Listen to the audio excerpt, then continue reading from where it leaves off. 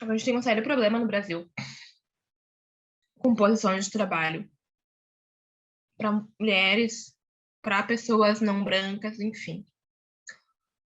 Na redação que eu trabalho hoje, eu divido, né, esse espaço da negritude com mais uma outra colega, né? Somos duas colegas negras, né? Essa colega já tem mais tempo de casa que eu e tal, e a gente de vez em quando troca essas figurinhas, assim, e a realidade meio que sempre foi essa, assim, né? Do espaço, da redação, ter uma pessoa negra, duas pessoas negras, no máximo três, né? Nunca muito mais do que isso.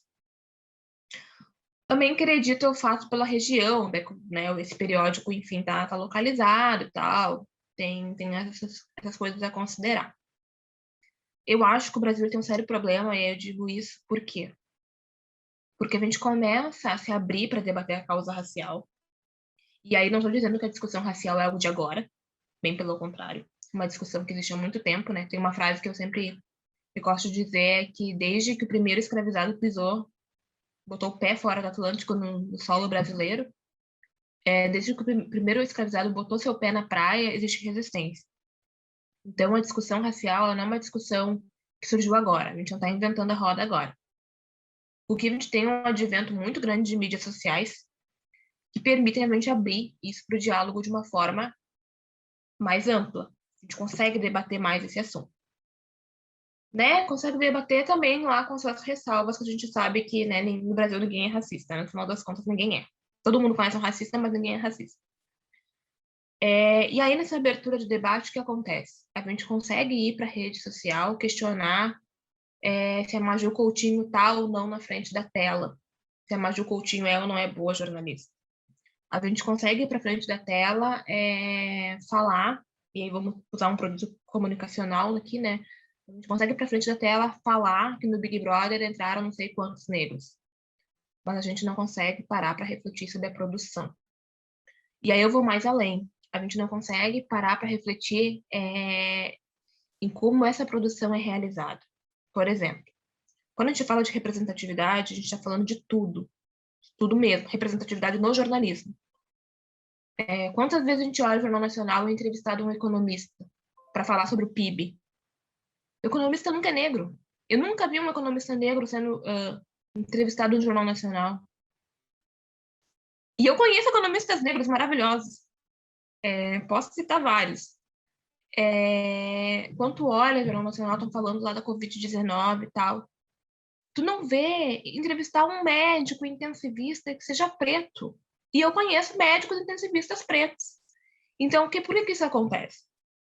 Isso é falta de representatividade lá dentro das redações. E eu cito o Jornal Nacional porque é o exemplo de, né, como a gente estava falando no início, né, o padrão ali de telejornalismo que a gente tem, né? Querendo a gente ou não, é o padrão que a gente tem, né? Só que se tu for para o jornal impresso, se tu for para o rádio jornalismo, é a mesma coisa. Tu não vê essa representatividade desses espaços de produção. Porque eu tenho certeza que se lá no final, se tiver uma pessoa preta com o poder de decisão, com a caneta na mão, como a gente diz, né? Se tiver uma pessoa preta com a caneta na mão, com o poder de assinar aquilo ou não, a gente sabe que talvez a realidade seja outra. E assim também com mulheres, assim também com o público LGBT. Então, assim, se a gente tiver diversidade nas redações, isso vai se refletir nas pautas. A gente vai ver um economista preto falando, a gente vai ver um advogado preto falando, a gente vai ver um médico intensivista preto falando, e isso vai se refletir nas ruas. Porque daí talvez o cara que tá com uma bicicleta lá que custa não sei quanto não vai ser confundido com bandido. Então é muito sério tudo isso, que é um processo que vem em cadeia. Né? Quando a gente fala assim, na construção de estereótipos, a gente não está falando só da questão, pois estereótipo, né? Da mulher negra, questão do cabelo, enfim. Então, não está falando só disso, a gente está falando de toda uma construção que é feita, né? Discurso imagético, que faz a gente imaginar, então, que pessoas negras nasceram para estar numa situação de subalternidade. Então, a gente aceita lá a Glória Maria, a gente aceita a Maju Coutinho, a gente aceita essas figuras pretas ali na frente da tela, mas a gente não consegue ir além desse pensamento, a gente não consegue pensar como é que está lá atrás.